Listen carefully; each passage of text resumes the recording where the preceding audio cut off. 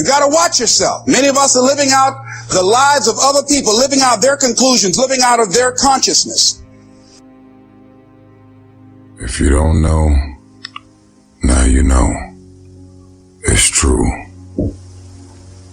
Your friends, family, and loved ones will be the first ones to try and talk you out of greatness.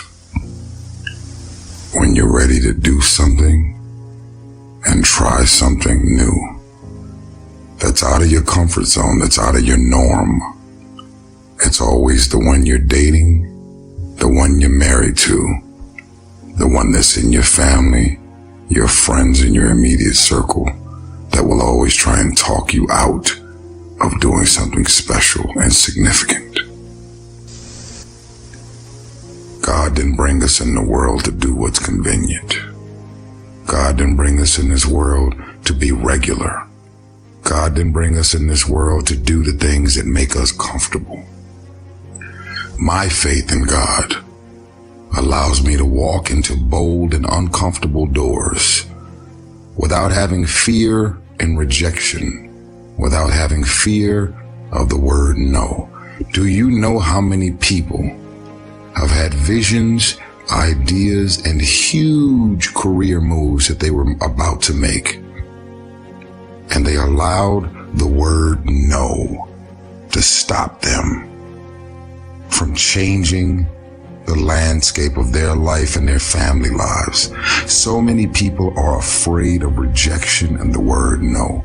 It is the saddest shit I've ever witnessed in my life. So I no longer have fear of rejection.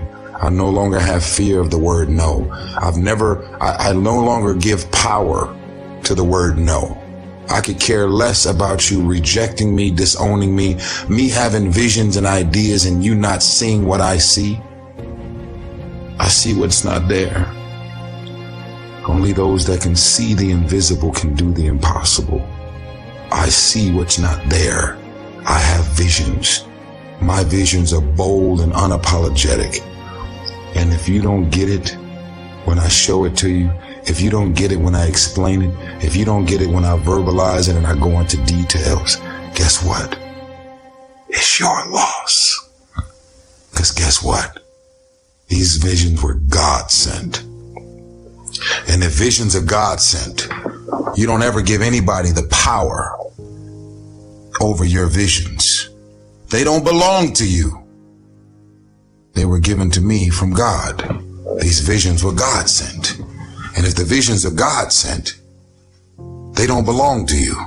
Nor can you take the energy or my beliefs out of the vision because you don't believe in the vision. Understand this, y'all. Don't be afraid to walk into the unfamiliar. Don't be afraid to do what's deep inside of you to do. If God was done with you, you wouldn't be here anymore.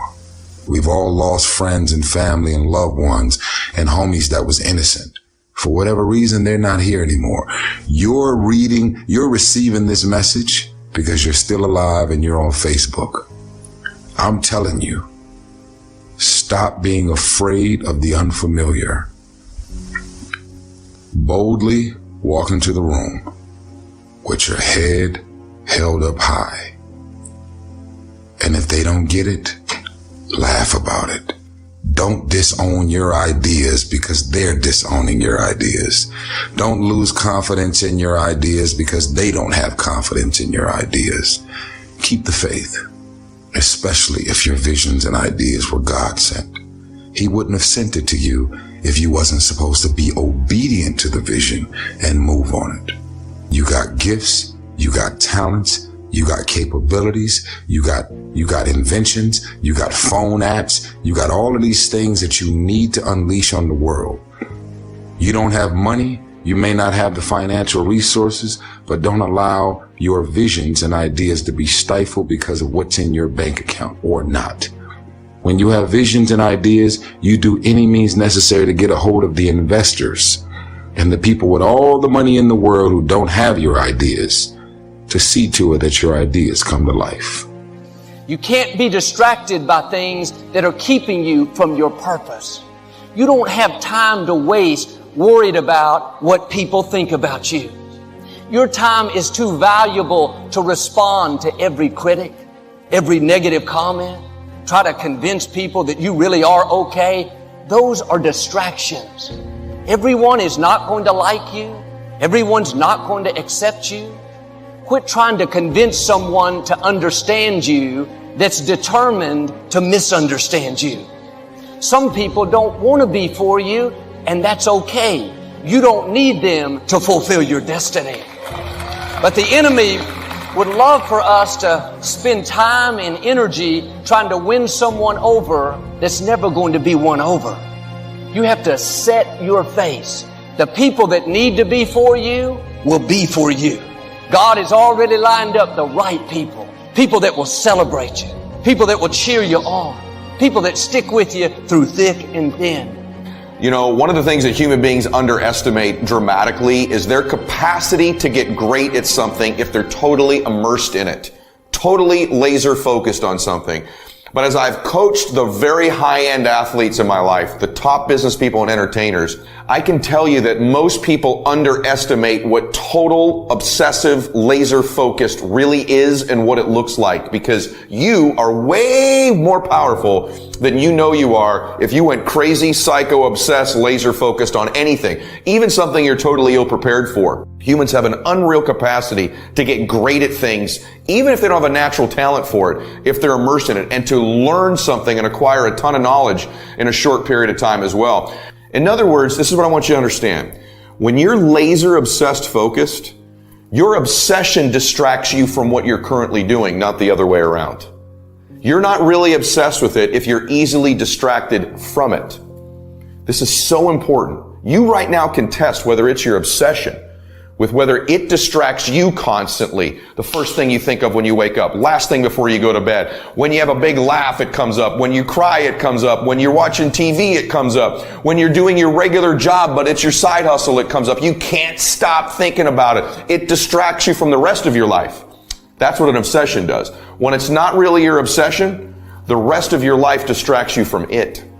And so the it in your life is so important. But there's all these things that distract us today. I'm going to give you a recommendation. Turn your damn TV off. Turn the radio off most of the time. Turn your phone off a lot too. So here's the deal. The TV's competing constantly to distract you with stuff that really doesn't matter. And I'm not saying, by the way, don't be informed, don't know what's going on in the world, because that makes you more interesting, right? You should know what's going on in the world. But let's be real. Does it really matter what's going on with the Kardashians right now? Does it really matter? They live on my street in one of my neighborhoods, right? And they're very nice people, but I got to be honest with you. What happens in their life doesn't dramatically impact mine, but how many people are more obsessed with the Kardashians? And I can say this as good friends. We have many good friends in reality television. They're even listening to this right now, and they would tell you this. Don't be so obsessed with them. Be obsessed with your own reality TV program called Your Own Life. Right? How about the news? All the time they're trying to distract us. Before it was Obama, now it's Trump. Trump's going crazy today. Obama was nuts about this. Healthcare, Iraq, Iran, North Korea, right? Like all these things. And most of these things don't impact our own lives. I'm not saying don't know about them, but it's such a convenient escape from the work. It's such a convenient escape from our obsessions. The left against the right, Republicans against Democrats. Who's going to be the next president? Who's going to get the Democratic nomination? Can they beat Trump, right? Who cares? Who cares right now? You got to win in your own life. It's like, when I say this, people say, well, that's not, a very professional, evolved opinion. I'm just telling you what it takes to win. What it takes to win is not worrying about all that stuff. That should be the background noise. But talking about it, thinking about it, watching TV about it. Who cares what's going on in the real whatevers of anywhere? Who cares what the Kardashians are doing? Who cares who's running for office now? You say, well, wait a minute. Aren't you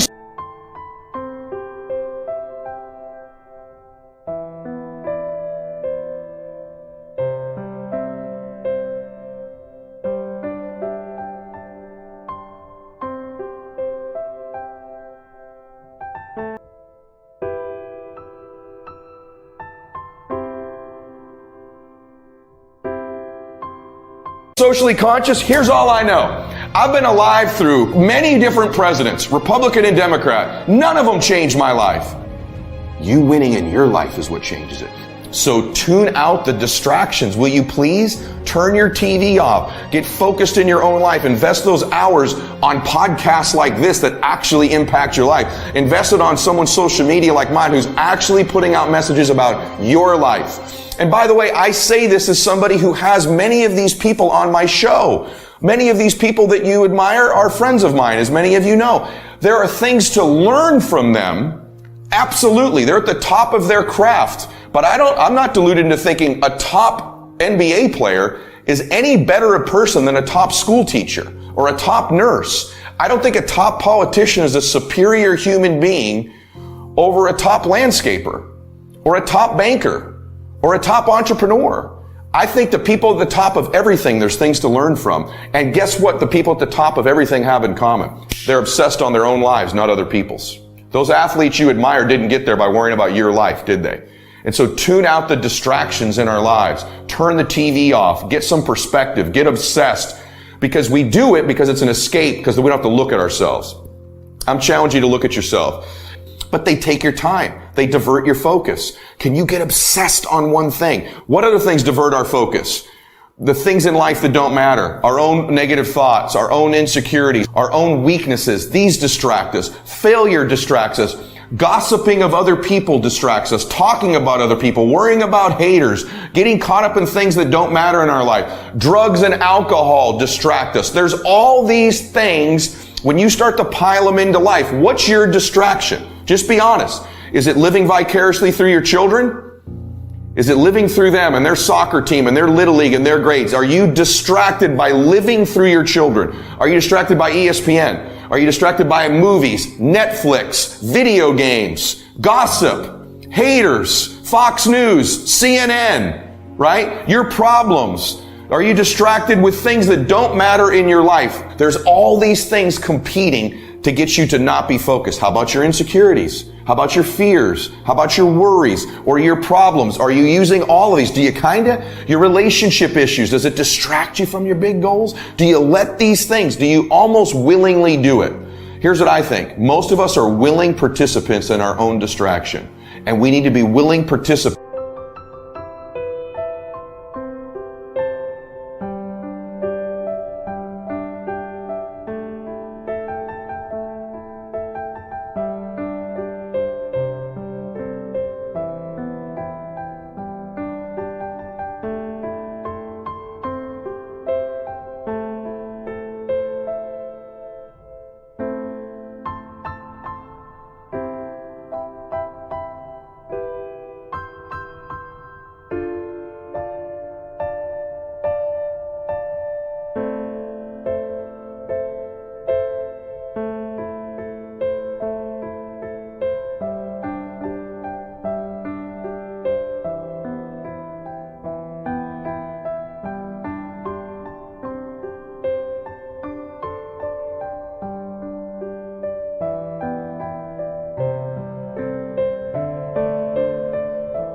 In our own focus, in our own obsessions, and getting ourselves back on plan. Because remember what I told you, if you're really obsessed, the obsession will distract you from these things. But if you're not obsessed, these things will distract you from that thing.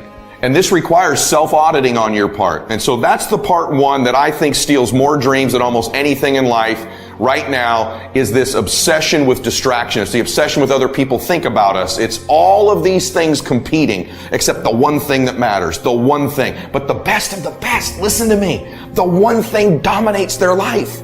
The reason some of the athletes I work with have a hard time when they retire, can I be honest with you? Because they were so great at what they did, because they were so obsessed on that one thing. When that one thing is gone, they don't know what to do with themselves with all these distractions now. Because the best in everything don't live with distraction, they live with obsession and focus.